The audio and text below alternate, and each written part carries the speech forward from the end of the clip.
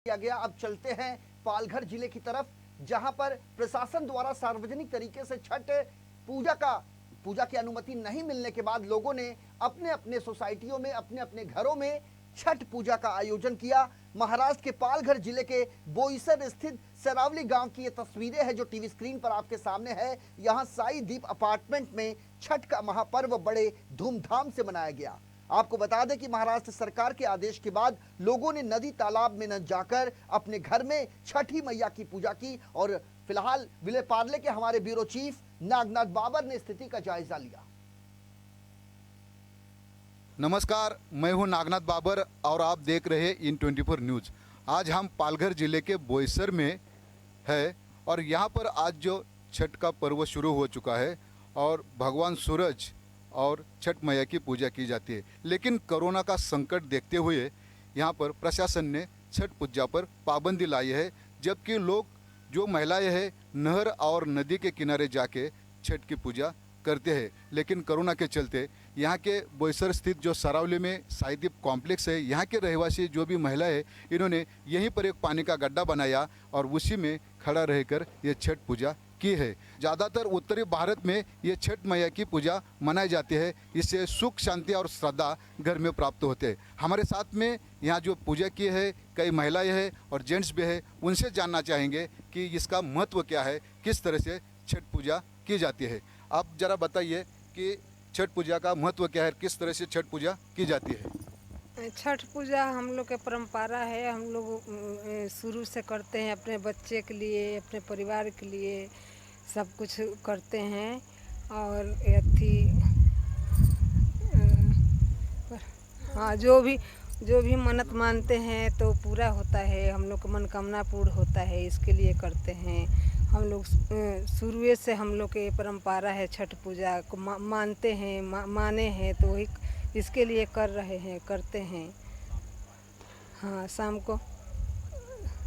को 5 बजे वो सूरज भगवान को जल देते हैं, पानी में खड़ा होते हैं, अर्घ देते हैं और छठी माँ को पूजा करते हैं। हम लोग का ये शुरू से परंपरा चलते आ रहा है। ये पूजा हम लोग करते हैं अपने बच्चे के लिए, अपने परिवार के लिए। जो मन्नत भी रखते हैं वो पूर्ण होता है, इसके लिए करते हैं। जिस तरह से इन्होंने बताया कि ये पूजा मन्नत रखी जाती पतिदेव के लिए, बच्चे के लिए, और ये अभी सूरज डूबता है उस समय पूजा थोड़ा देर के लिए समाप्त की जाती है, लेकिन सुबह फिर इस पूजा को शुरू किया जाता है। हमारे साथ में जेंट्स भी है, उनसे भी बात करना चाहेंगे। आप बताइए कि ये जो जिस तरह से छठ पूजा नदी और नहर के किनारे की जाती है, लेकिन इस समय कोरोना चल रहा है, तो उसके वजह से आपने किस तरह से पूजा करवाई?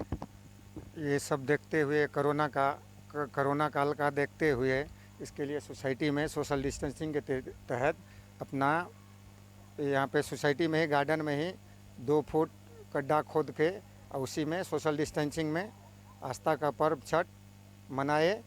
शाम को डूबते हुए सूरज को और सुबह में 5 बजे से लेकर सुबह 7 बजे तक उगते हुए सूरज को अर्घ दिया जाता है। ये हमारा परंपरा पर्व होता है। इसको बहुत आस्था के साथ मनाया जाता है।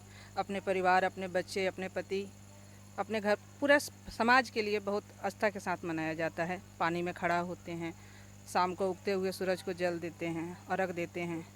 सुबह उगते हुए सूरज को अर्घ देते हैं, जल देते हैं। आस्था का पर्व है हमारा। ऐसे परंपरा हमारा पूर्वज ही मनाते आए हैं। हम लोग की परंपरा है, हमारे पूर्वज भी मनाते थे, हम लोग भी मनाते हैं। ये 2 दिन पहले से ही शुरू हो जाता है। 2 दिन पहले लौकी भात खाते हैं, फिर खरना करते हैं और फिर डूबते हुए सूरज को अर्घ देते हैं। सुबह जो है कि उगते हुए सूरज को अर्घ देते हैं। ये हम लोग अपने पति और बेटे के लिए करते हैं। यह पर्व बहुत ही अच्छे से हम लोग मनाते हैं, पूरे एकदम श्रद्धा से। ये हमारे जो है कि पति और बच्चों के लिए बहुत ही खास त्यौहार है। जिस तरह से महिलाओं ने बताया कि ये छठ पूजा का महत्व क्या होता है, अब सुबह इसकी समाप्ति हो जाएगी। जब सूरज निकलता है उस समय सूरज की पूजा करने के बाद ये पूजा का समाप्ति हो जाएगी। नागनाथ बाबर, इन24 न्यूज़, पालघर।